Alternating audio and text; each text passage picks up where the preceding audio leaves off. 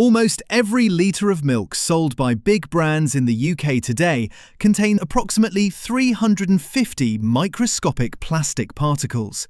Here's what the dairy industry doesn't want you thinking about. Earlier this year, over 700 cows across England dropped dead from botulism. The source?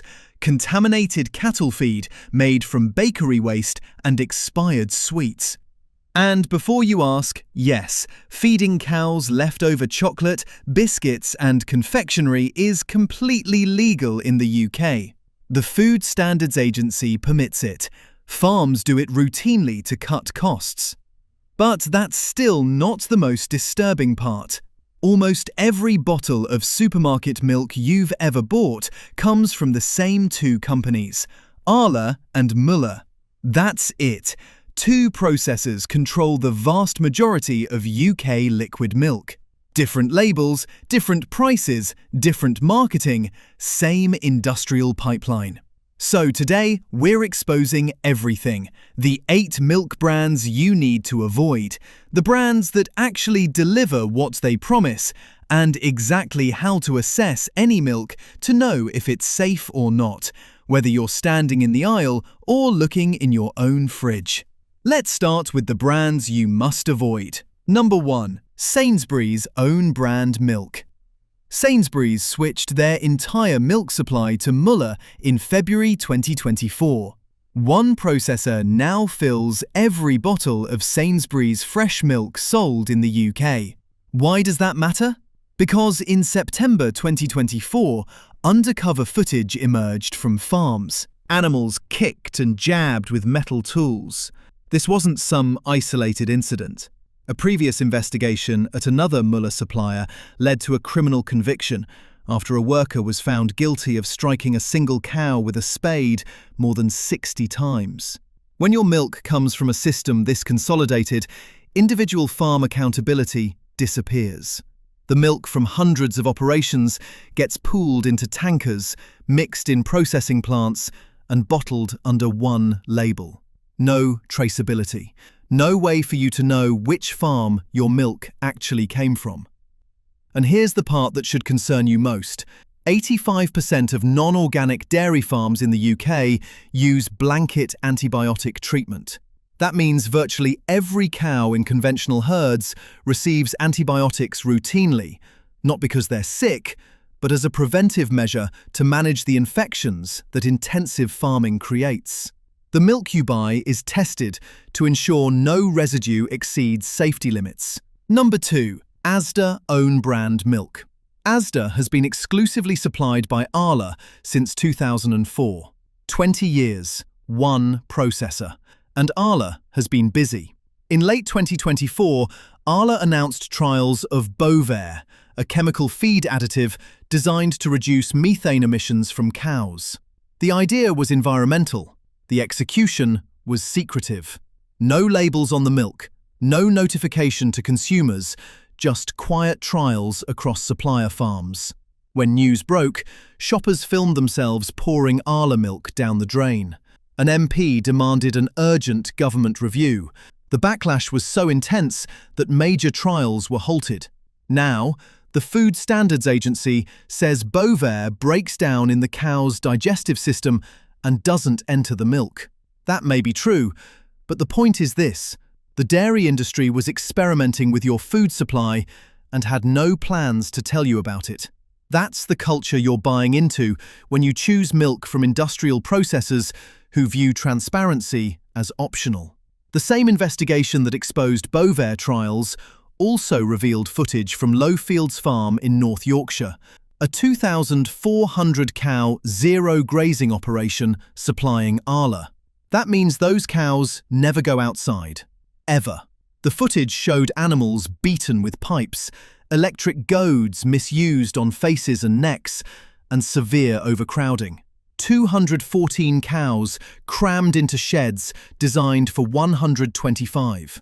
The former Deputy Chief Veterinary Officer called it a complete disregard for animal welfare that may constitute an offence under the Animal Welfare Act. That's the milk in your Asda bottle. Number 4. Morrisons own brand milk. Morrisons sources from the same industrial pool. Their Hemsley's Farm brand, launched to compete with Tesco's fake farms, was quietly dropped in 2017 after 70% of surveyed consumers said they objected to invented farm names on packaging. 70%. And yet, the practice continues industry-wide. Morrisons Savers Milk sits at the absolute bottom of the supply chain, the cheapest tier. The corners that get cut to hit that price point aren't visible on the label, but they show up everywhere else. Farms supplying budget ranges operate under maximum pressure to reduce costs. That pressure translates directly into animal welfare, environmental compliance, and quality. Recent Environment Agency analysis found that 60 to 80% of dairy farms inspected were non-compliant with anti-pollution laws. In England specifically, 69% failed. These aren't small technical violations. We're talking about slurry pollution devastating rivers for kilometres, fish kills, ecosystems destroyed. When you buy the cheapest milk, you're buying from the farms under the most pressure to cut corners. The ones least able to invest in compliance. The ones most likely to appear in the next pollution prosecution or welfare expose. Number 5. Aldi Everyday Essentials Milk. Aldi's entire brand identity is built on offering the same quality as premium supermarkets at lower prices. Their milk? Same industrial supply chain. Same processors. Same issues. The difference is Aldi doesn't pretend otherwise. No loyalty card manipulation. No fake farm names. Just low prices achieved through ruthless efficiency and supplier pressure. But that supplier pressure has consequences. UK Farmgate milk prices recently crashed toward 38 to 40 pence per litre. The cost of production? About 37 pence. Farmers are losing money on every litre. In a single year, 440 dairy farms closed. That's a 5.8% decline, an acceleration of a trend that's been hollowing out British dairy for decades. In the 1990s, the average UK dairy herd was 70 cows. Today, it's over 219. The small family farms your grandparents bought milk from are gone, replaced by operations with 1,000 cows or more.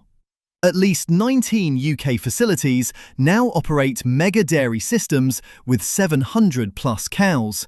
Some exceed 2,000. These aren't farms in any traditional sense. They're production facilities. And when you choose budget milk, you're accelerating their dominance while pushing the remaining independent farmers out of business. Number 6. Lidl own brand milk. Lidl's milk carries the same fundamental problem as every other discounter. No traceability. No transparency about which farms or processors supplied your specific bottle. What Lidl does reveal is instructive. They've partnered with Graham's Family Dairy in Scotland for some products. The average dairy cow lives 4 to 6 years before being slaughtered. The natural lifespan of a cow is 20 years. That's the system behind your standard supermarket milk. Animals pushed beyond their biological limits, treated with antibiotics to manage the inevitable infections, then culled when production drops. The bottle says farm fresh. The reality is industrial extraction. Number 7. Müller fresh milk. If Müller supplies Sainsbury's, Tesco, Co-op and others, why list their branded milk separately? Because Müller is the processor. Buying their branded product means 0 degrees of separation from the system we've been describing.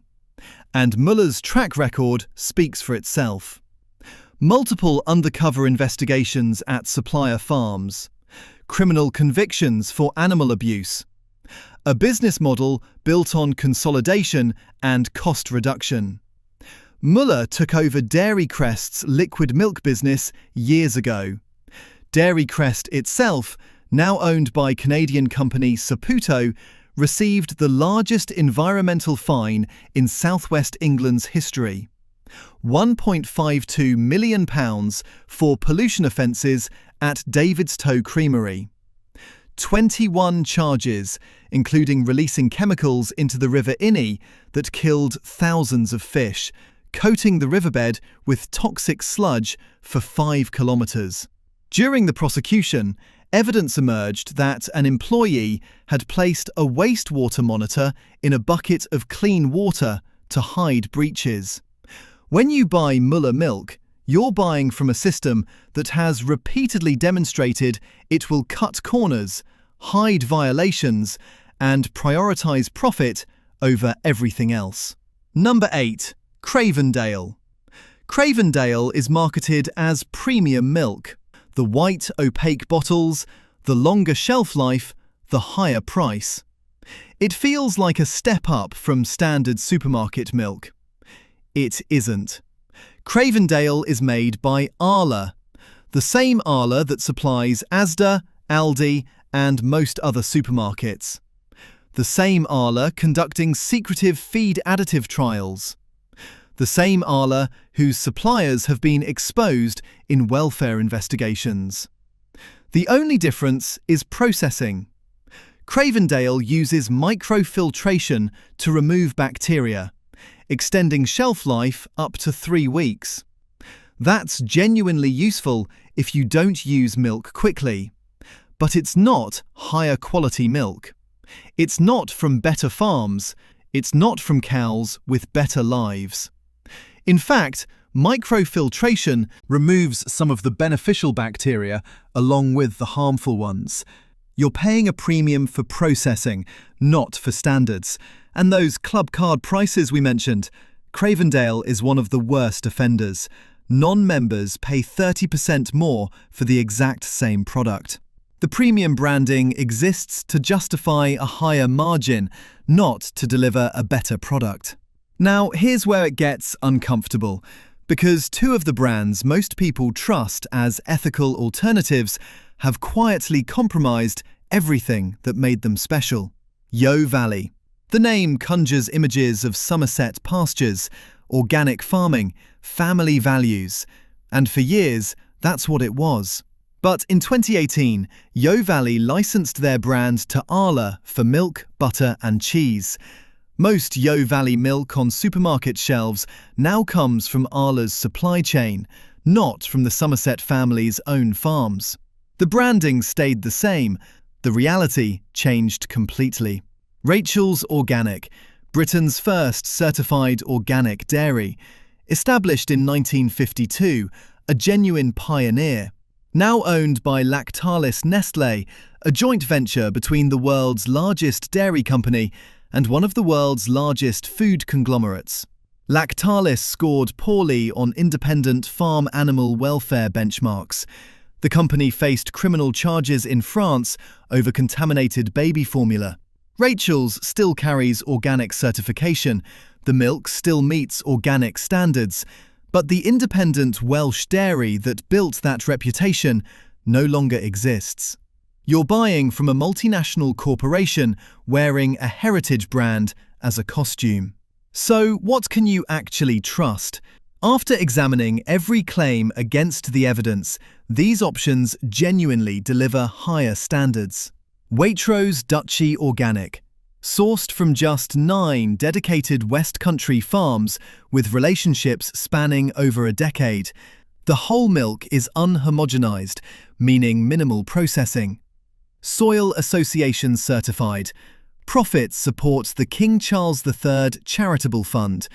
This is as close to traceable, small-scale, verified quality as you'll find in a supermarket. Organic Herd. A farmer-owned cooperative of around 300 British organic farmers. They hold the Good Dairy Award from Compassion in World Farming. They pay farmers 49 to 56 pence per litre, compared to the 38 to 40 pence conventional farmers receive. No corporate parent, no licensing deals, genuine independence. Pasture Promise certified milk. The only certification that actually guarantees grazing. Minimum 180 days and nights on pasture annually. independent verification, available through Asda and various delivery services.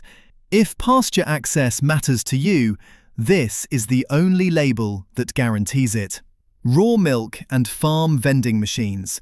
Legal in England, Wales and Northern Ireland. Around 150 registered producers, subject to twice-yearly FSA inspections. You know exactly which farm it came from. You can visit and see the cows yourself. That's traceability no supermarket can match. In the store. First, check for certification logos. Soil Association Organic is the gold standard. Pasture Promise guarantees grazing. RSPCA Assured is better than nothing, but doesn't guarantee outdoor access. Red Tractor only confirms UK origin and basic traceability. It's the minimum, not a quality indicator. Second, read the actual label. Good milk has one ingredient: milk.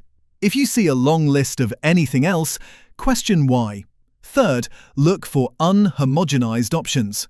When cream rises to the top, that's a sign of minimal processing.